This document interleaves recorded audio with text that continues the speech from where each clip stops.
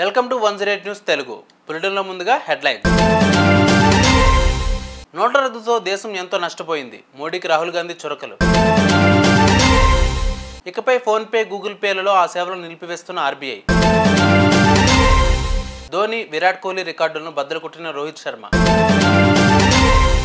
వారం రోజుల్లో రుణమాఫీ, మంత్రి కోమటిరెడ్డి వెల్లడి. సౌత్ ఆఫ్రికాకు దెబ్బ మీద దెబ్బ, మేమేమైనా తక్కువ అంటూ రెచ్చిపోయిన మహిళా ప్లేయర్. ఇది అంతం కాదు, ఆరంభం మాత్రమే. కవిత బెయిల్లో మరో బ్రేక్. నోట్ల రద్దుతో దేశం తీవ్రంగా నష్టపోయిందని విపక్ష నేత రాహుల్ గాంధీ విమర్శించారు.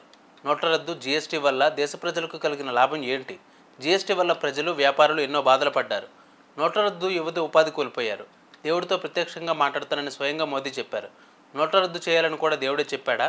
అదానీ లాంటి పెద్దల కోసమే మోదీ నిర్ణయాలు తీసుకుంటారని రాహుల్ గాంధీ మండిపడ్డారు. విద్యుత్ వినియోగదారులకు టీజీఎస్ పీడీసీఎల్ కీలక సూచన చేసింది. ఆర్బీఐ ఆదేశాల ప్రకారం సర్వీస్ ప్రొవైడర్లైన PhonePe, Paytm, Amazon Pay, Google Pay, బ్యాంకుల ద్వారా కరెంటు బిల్లుల చెల్లింపులు నిలిపివేసినట్లు ప్రకటించింది. ఈ క్రమంలో నేటి నుంచి TGS PDCL website, mobile app ద్వారానే నెలవారీ కరెంటు బిల్లు చెల్లించాలని వినియోగదారులకు కోరింది.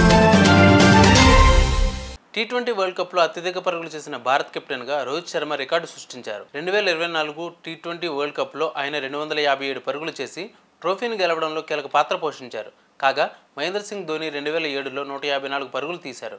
అలాగే 2009లో 86 పరుగులు, 2010లో 85, 2012లో 65, 2014లో 50, 2016లో 89 పరుగులు చేశారు. 2021లో అప్పటి కెప్టెన్ కోహ్లీ 68 పరుగులు చేయగా 2022లో రోహిత్ 116 పరుగులు చేసి ఈ రికార్డు సాధించారు.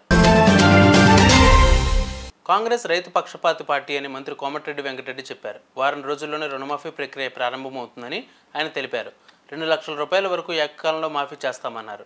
దీనివల్ల ప్రభుత్వంపై 32,000 కోట్ల భారం పడుతుందని ఆయన చెప్పారు. కాగా నల్గొండ డీసీసీబీ చైర్మన్గా కొమ్మం శ్రీనివాసరెడ్డి ఏకగ్రీవంగా ఎన్నికయ్యారు. ఆయన ప్రమాణ స్వీకార కార్యక్రమంలో మంత్రి పాల్గొన్నారు. ఎంఏ చిదంబరం స్టేడియంలో సౌత్ ఆఫ్రికాతో జరుగుతున్న టెస్ట్ మ్యాచ్లో భారత మహిళా ప్లేయర్ స్నేహ రాణా సంచలనం సృష్టించారు. మొదటి ఇన్నింగ్స్లో 8, రెండో ఇన్నింగ్స్లో 2 వికెట్లు తీశారు. దీనితో టెస్ట్ క్రికెట్ మ్యాచ్లో ఒకే మ్యాచ్లో 10 వికెట్లు తీసిన తొలి భారత మహిళా స్పిన్నర్గా స్నేహ నిలిచారు. ఫాస్ట్ బౌలర్ జురన్ గోస్వామి తర్వాత 10 వికెట్లు తీసిన రెండవ భారత క్రీడాకారిణిగా రికార్డు నెలకొల్పారు.